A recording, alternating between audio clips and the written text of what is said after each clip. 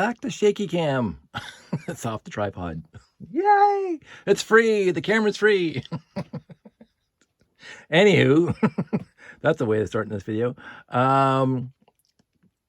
So this is the next night from the last video. Again, I'm uploading these and I'm scheduling them. I'm about a week ahead, so that's not too bad actually. So I'm pretty happy about that. So I can take some time off. And like I need time off making these videos because I do blather on. Anywho, I did the second one and I wanted to see if I could build it, put the struts together while it's sitting like this, because of course I'm at a show. This is how it's going to be sitting when I take it out of a box. But I am realizing now, historically, when I put the tower together, I put the base together and I put the monorail station together, and then this thing goes on top, and then I put the observation deck on, and then the blah blahs all the way to the top before I put the landing pads on. This is going to be a change of how I do that. Basically, in order to do this, I don't want to be reaching over to layout to put the struts in, so I'm going to have to set this up in its entirety by itself and then lift it into place, which is going to be interesting the first time I do it. Because usually I don't have a table to set up on, so I'll be setting this up on the floor, I would imagine. We'll see what happens. And again, I can pick it up, but with 4 landing pads on it, it's going to be awkward. Straight up, it's going to be awkward. But we'll manage because I'm loving, absolutely loving. And I put 2 10-497s on top, just because I wanted to overstress the struts. At a show, they will never be on these landing pads. They are far too heavy for these landing pads for the tower at a show, and I would be constant fear of the thing breaking apart, or seriously, if any one of these struts breaks or comes loose, this landing pad falls off and then the whole tower topples over, and as a mass chaos, and then like Babylon 5 in the last episode. Which I don't want to do. So a really quick tangent, but specifically about that, I had thoughts. If you want to cry or yell at me, you can go back in my feed where or look at my playlist, because I have videos put together of my LL Destiny, my 6.5 foot ship timber that I built a bunch of years back for Simon Liu's thing. But the thing was far too big to store or to keep, so I was going to take it apart anyway and recycle the pieces back into my collection. And I thought, on the way out of it, being taken apart, I'm just going to drop it onto the carpet in the other room. So I set up some GoPros and blah blah blah, and I filmed it, and you can see that thing just completely smashing to bits, except of course I reinforced the entire thing with Technic bricks, which kept the thing together, not completely together. There's some massive destruction on the LL Destiny. And I actually, and this is a sad part, and this is why you shouldn't do this, kids, do not do this at home, I actually broke a quarter dome. Sad. I'm laughing. I shouldn't be laughing. I broke one of the quarter domes. Yeah, that wasn't nice of me. And I do feel a little stupid about that. It just basically chipped the corner. So I shan't do that again, but that whole idea of Babylon 5 last episode, objects in space. No, it wasn't objects in space. That was Firefly. Sleeping in light. I think that was the last episode, which is 4.22. It was filmed at the end of season 4 because JMS didn't know he was going to get a season 5. So he wrapped the entire big storylines up at the end of season 4. And he filmed season 4, episode 22, and kept it in the can just in case they got renewed for season 5. They got renewed for season 5, so season 5's episode 1 was the last episode of season 4, and you can tell that because Claudia is not in it, which is a little bit sad. And then the last episode of season 5, the last series episode, the series finale, was season 4 S2 with 22, which had Claudia back in it. And for me, who I adored, absolutely adored Babylon 5. Now, again, Babylon 5 is not Star Trek to me. Star Trek is more of a way of life for me, and so many stories and whatever. But Babylon 5 is my, and I will say this without any, sense of guile or whatever. Babylon 5 to me is the best science fiction show in the history of television, period. The acting was good for the most part. Some of it I found to be overacting a little bit, but the storyline, the 5-year story arc, first time it was done on television, and now everybody does it, so everybody kind of ripped that off. But I adored Babylon 5 from the pilot to the series finale. There were some bad points or less than perfect points in there. Don't care. It was fantastic for the 5 seasons it was on. I adored Babylon 5. I adore my favorite series finale was Sleeping in Light, when they had Sheridan go off and to the Outer Rim and stuff like that. It was just beautiful. It was poignant. I was in tears, blah, blah, blah. Anywho, enough about Babylon 5 on that specific topic, but they blew up the space station at the end. So there has been thoughts in my head, and this again, there's just no off switch on the stupid thoughts that I have about everything. I overthink everything. I was honestly thinking, like, again, call it my buddy Pete, who did that wonderful video for me a couple months back, filmed this thing with professional cameras and stuff. I was thinking at some point, again, going back to, I mentioned it before, there was a picture story on Lugnet years ago from a builder in Germany who built a whole moon story with pictures and a story behind it, where there was abandoned 926 and abandoned spaceships and crashed spaceships into the moonscape or the whatever, and there was a story behind it, and I thought that was utterly fantastic. And so the story of excuse me, the classic space layout would be sometime well into the future, this place would be no longer serviceable and abandoned and blah, blah, blah. And because of Babylon 5 last episode blowing up B5, I would think, hey, Pete, let's go get some firecrackers. Let's go get some flash paper. Let's go do what we did in Lego Wars and blow up the layout. Like the last episode of Little House on the Prairie. Not to bring Little House on the Prairie into this, because I adore Little House on the Prairie, but bringing in the last episode of Little House on the Prairie when they blew up the town. Which, in that case, was odd. I thought, to this day, I thought this season finale of Little House was just odd compared to the rest of the entire series, where they just blew up the town. And I get it from the in universe why they did that, because they had their justification, but I thought it was tenuous at best. But anyway, they blew up the town. I remember that vividly to this day. Babylon 5, they blew up the station at the last episode because it was going to be in the way, and so I have thought and to pack this thing with ladyfingers and other fireworks and whatever, and weaken it a little bit so it falls over and smashes the bits. Not going to do it.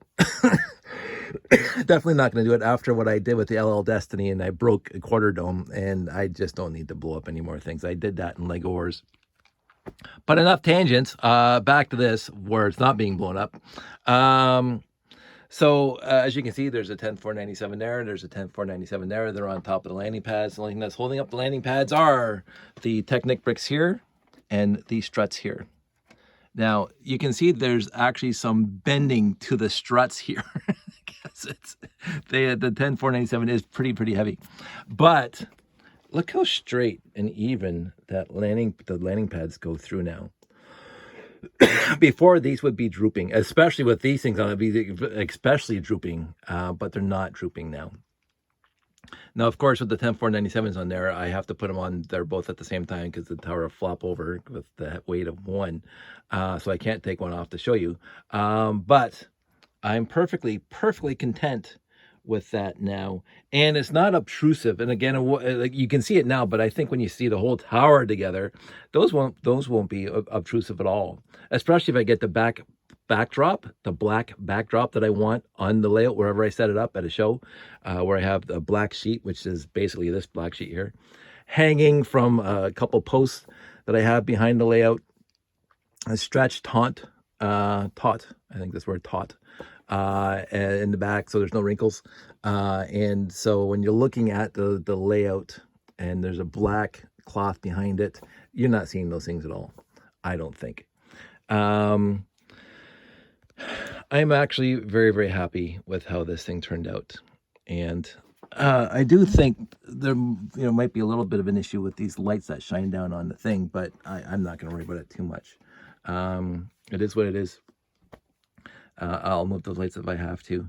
But the issue is right now in my head is that I do have to put these things together at a show because, of course, these things come apart and put in storage. And so that whole mechanism there, that whole strut get up will come off between shows and put in storage and then put back into place as I build this thing. And I'm trying to figure out exactly how I'm going to do that. So here's another shot of the strut system, and there's a little bit of a wave to it again because of the weight. If the weight wasn't there, those things were pretty much straight. Again, and the real world engineers would put cross bracing and blah blah, be a lot more stuff there. If they're holding 10-497s there now, I don't have any worries because basically the heaviest thing that's ever on one of these landing pads is a 928. And the regular 928 is so much lighter than that guy. so there's always a 1928 on a landing pad. There's a Starfleet Voyager. There's a 924. Everything's lighter, like half the weight of those guys there. And if this thing is holding up all by itself right now, I have no fear at all at a show. It's just putting it together. Taking it apart's easy. Again, taking it apart's always easy.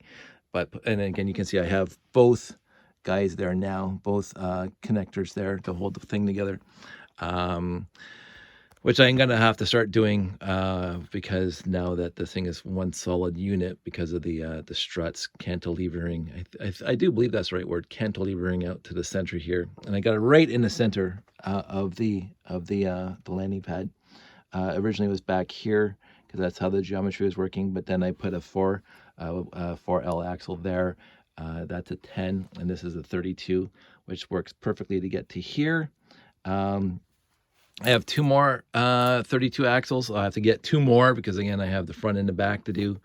I will have to either ask one of my friends to ship me two or just go to Bricklink and see what I can find. So that's still remaining to be done. I built my other connectors here and blah, blah, blah. I'm going to finish. I have to dig out the other landing pads, but I'm not going to put them on here because there's no room in the desk to put all four on here. I just need the two of them make the case.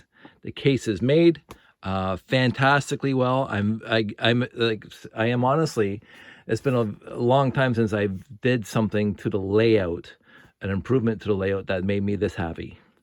Because usually, I'll do this. I mean, the corridors, I think, was the last thing I did. The moon-based corridors around the repair landing pad instead of blocking it.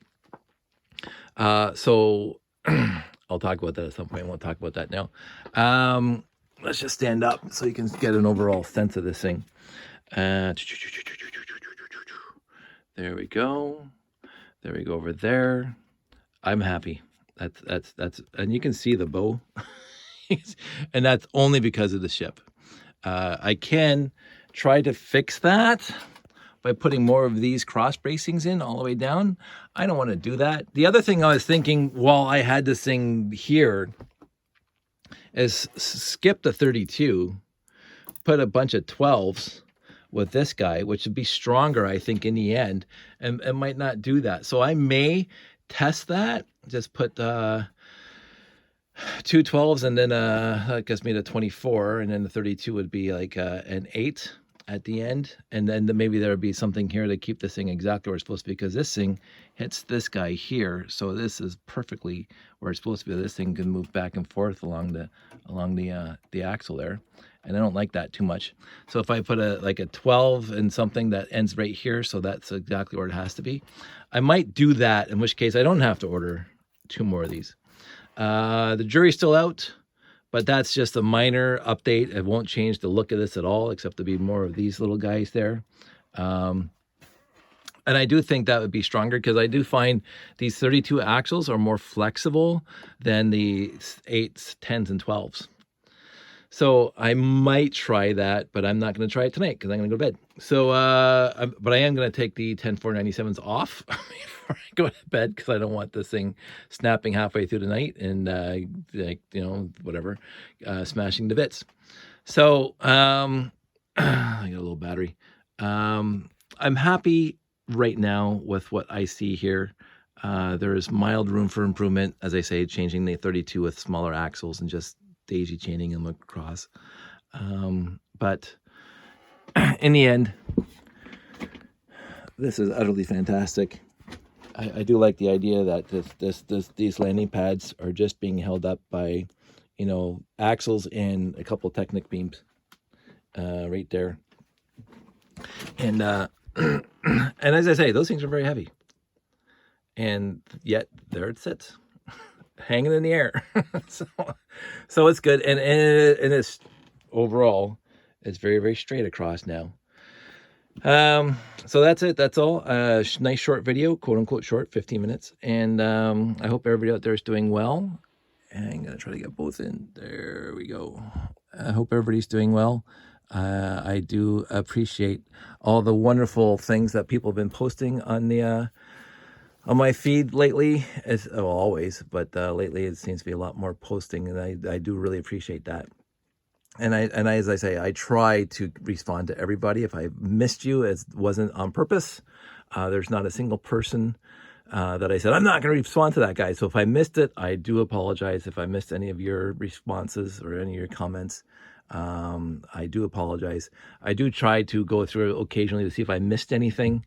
The YouTubes are not perfect at telling me any comments I haven't responded to, even though there's a whole thing that says comments I haven't responded to. Sometimes I see that there's nothing in there, and yet I'll go find a comment 5 seconds later that I haven't responded to. So it's not perfect. So, but never ever think that I'm ignoring you if you commented. It's just that I missed it. That is all. Because you guys are important to me. Everybody watching this channel is important to me. And we are in a comfort zone. So we'll just keep on saying that. So everybody out there, stay safe, take care, and I will talk to you soon.